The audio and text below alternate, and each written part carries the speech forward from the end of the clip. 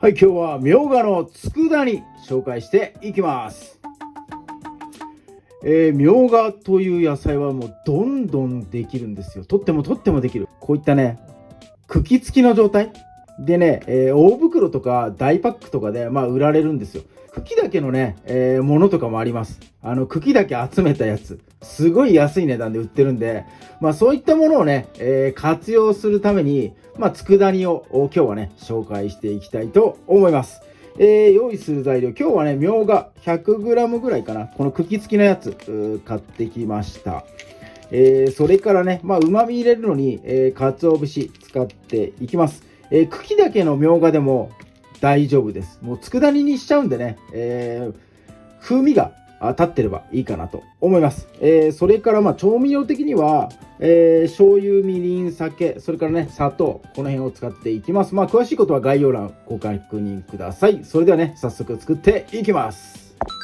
はい、じゃあまずみょうが切っていきます。水洗いねしてください。この葉っぱのこういうところにね砂ぼこり入ってたりするんで、製品じゃなくてね特用品のジャンクなやつなんで、こういった形になってるかなと思います。砂ぼこりとか入ってるんでしっかり洗ってください。収穫した時のねこの切り口のところ少しね変色してたりするとあれなんで、少し軽く切ってバイバイしておきましょう。はい、切り方はですねもうジャンクに斜めに切っていきます。みょうがっていうのはこう縦のね繊維がすごく強い野菜なので、縦に切っていくと繊維に沿っちゃって、歯触りとかね風味とかがね生きないので、斜めにねわざと入れてやって、繊維をねしっかり切るような形でもうザクザクと切っていきます。はい、こんな感じでね、縦方向ではなく斜めにね、切って、準備してもらえたらと思います。はい、じゃあ加熱していきます。今日ねフライパン使っていきます。このね面が広い方が水分の蒸発がね早いんで作りやすいかなと思います。火はつけずに先にね調味料、煮込みの調味液ですね、作っていきます。砂糖大さじ1杯、それからお酒、これも大さじ1杯、そして、みりんは大さじ2杯です。はい、醤油も大さじ2杯。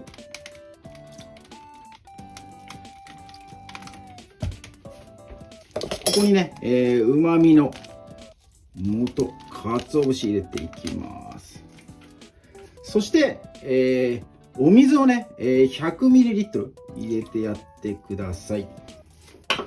はい、これで調味液は全てになりますんでね、混ぜ終わったら入れ終わったら、火をつけて、沸騰するまではね強火で、やってください。軽くね混ぜてあげましょう。はい、沸騰したら火をね、中火ぐらいにちょっと弱めてやって、刻んだみょうが入れていきます。でみょうが自体も水分すごく持っているのでみょうがからもね水分出ます。なのでちょっとね煮込み時間、加熱時間がね、結構ねかかる料理になります。15分以上はやらないと水分が飛ばないかなと思います。その辺は、買ってきたねみょうがの個体差あるかなと思いますんで、状況を見ながらやってもらえたらと思います。はい、大体10分ぐらいですかね、水分がねだいぶこうなくなってきました。しっかりとね、なくなってきたら混ぜながら最後の煮切り、煮詰めをねやっていきましょう。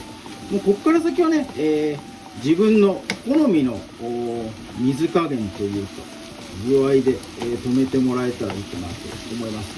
あんまりいっぱい加熱しちゃうとせっかくのねみょうがの香りも飛んじゃいますんで、その辺の頃合いはちょっと具合を見計らって、こう片面に寄せて水がねこうやってあんまり出てこなくなったらもう頃合いかなと思います。保存してる間に、みょうが自体からもね水分が出てきますんで、少しきつめに煮詰めてあげた方が保存する場合はいいかなって、思います。こんなもんでいいかな。はい。あんだけあったみょうががですね、こんなにかさが減りました。いやー、これはうまそうだ。香りがね、すごくねしてきてますんで、これね、早速熱々ご飯にのせて食べてみたいと思います。はい、ではみょうがの佃煮です。ご飯とね一緒にいただいていきます。よいしょ。はい、いただきます。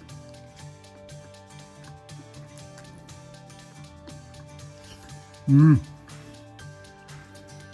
ょうがの香りが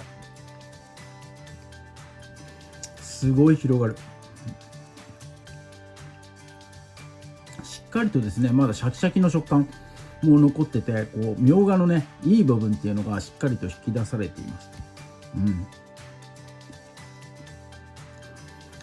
僕ねいつもね佃煮作る時にちょっと甘めの味付けにするんですよ。でそれはねやっぱご飯がねすごい進むからなんですけど、いいねこれね。